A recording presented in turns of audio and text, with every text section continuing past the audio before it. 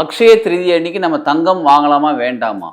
தங்கம் வாங்கணும்னு ஒரு சிலர் சொல்கிறாங்க, தங்கம் வாங்கணும்னு அவசியம் இல்லைன்னு சொல்கிறாங்க. நீ தங்கம் வாங்கணும்னு அவசியம் இல்லைங்க, நீங்கள் வேறு ஏதாவது வாங்கிக்கலாம்னு சொல்கிறாங்க. இந்த மாதிரி பல குழப்பங்கள் இருக்குது. சரி, இன்றைக்கி தங்கம் வாங்கலாமா? அதாவது நம்ம இப்போ இருக்கக்கூடிய உலக வாழ்க்கையில் பொருட்கள்லையே மிக உயர்ந்த விலை கொண்டது தங்கம். சரிங்களா? வைரம் அதை தாண்டி விலை இருக்குது, அதுக்கு தான் அதெல்லாம் இருக்குது.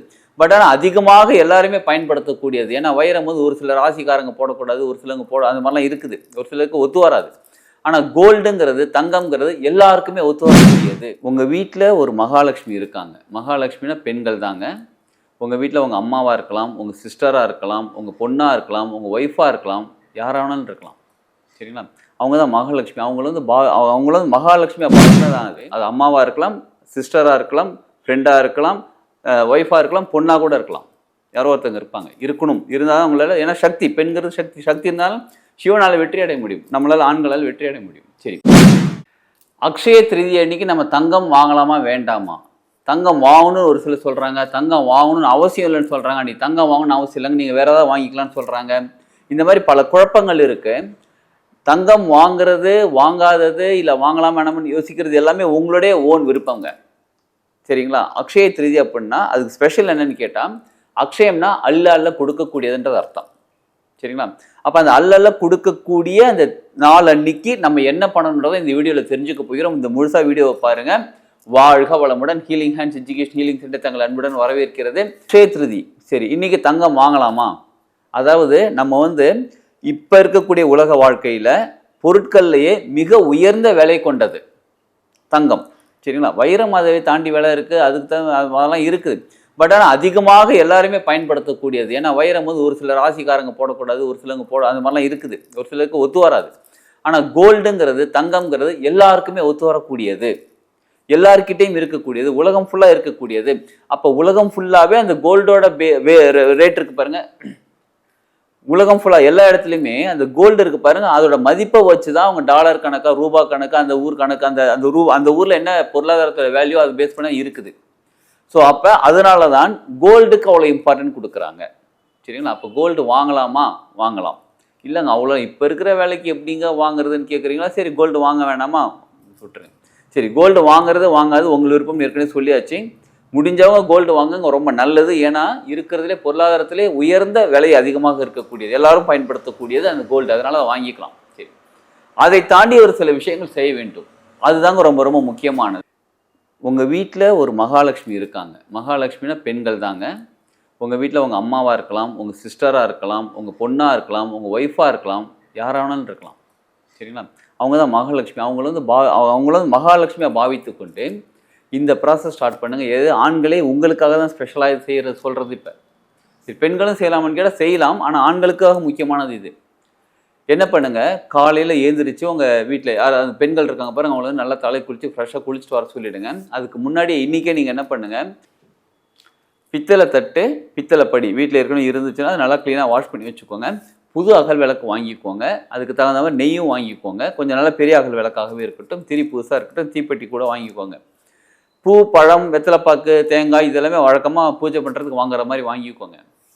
நாளைக்கு காலையில், திங்கட்கிழமை காலையில் எழுந்திரிச்சு அவங்கள பெண்கள், உங்கள் வீட்டில் இருக்கக்கூடிய பெண்கள் இருக்க பாருங்க, அவங்க தலைக்கு குளித்து ஃப்ரெஷ்ஷாக குளித்த பிறகு அந்த பித்தளை தட்டில் அந்த பூலாம் வச்சுடுங்க, தேங்காய் பூ பழம்லாம் வச்சுருங்க.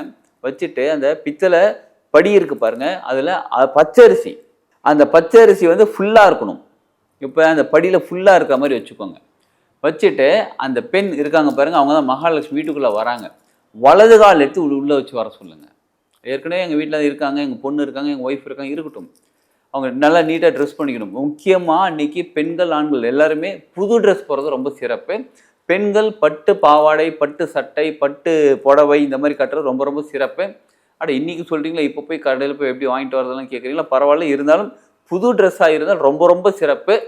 ஆண்களுக்கு தான் பட்டு வேஷ்டி உங்களுக்கு உண்டு, எல்லாமே உண்டு. சரிங்களா? நீங்களும் புது ட்ரெஸ் போடுங்க. அது ஒரு ஃப்ரெஷ்னஸ், லைஃப்பில் ஒரு நல்ல ஒரு புது மாற்றம் ஏற்படுவதற்கான ஒரு ஃப்ரெஷ்ஷாக இருக்கிறதுக்காக. சரிங்களா? அது எடுத்துகிட்டு, அதாவது மகாலட்சுமி வீட்டுக்குள்ளே வராங்க, பித்தளை தட்டில் அந்த பித்தளை படியில் அரிசி வச்சு அந்த தேங்காய் பூ பழம்லாம் வச்சு அப்படியே உள்ளே கொண்டு வராங்க. நேராக எங்கே வரணும், பூஜை ரூமுக்கு போகணும். பூஜை ரூமுக்கு போயிட்டு அதை இப்போ சாமிக்கிட்ட வச்சிடணும். எங்கள் வீட்டில் பூஜை ரூம் இல்லையே, பூஜை ஷெல்ஃபு தான் இருக்குது, பரவாயில்ல போய் ஷெல்ஃபில் வச்சுருங்க. எங்கள் வீட்டில் தனியாக ஒரு ஷெல்ஃப் இருக்குங்க, ஓகே, அங்கே கொண்டு போய் வச்சுருங்க. சாமி நீங்கள் எங்கே கும்பிட்றீங்களோ அந்த இடத்துல போய் வச்சுருங்க.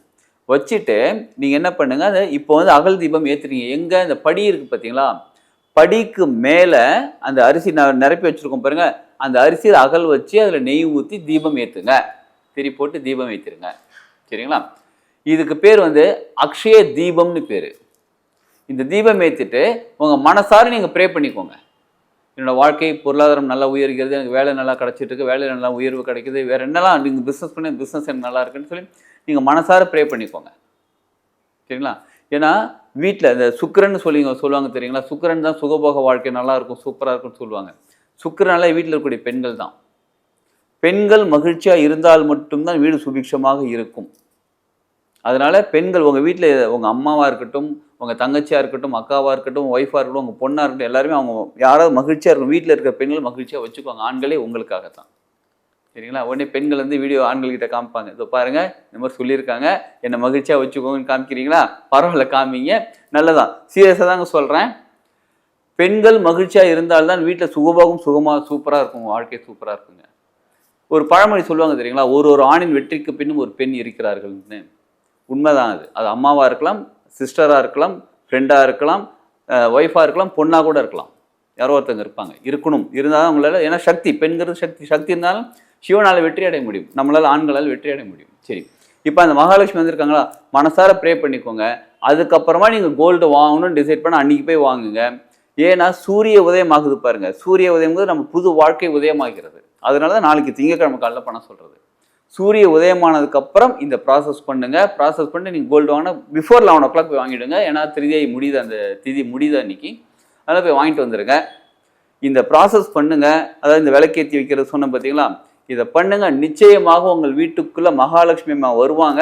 இதில் ரொம்ப ரொம்ப முக்கியமான இன்னொரு விஷயம் கவனிக்க வேண்டியது, வீடு முழுவதும் நல்ல ஒரு வாசனையாக இருக்க வேண்டும். நல்ல ஒரு அகர்பத்தி ஏற்றி வைங்க.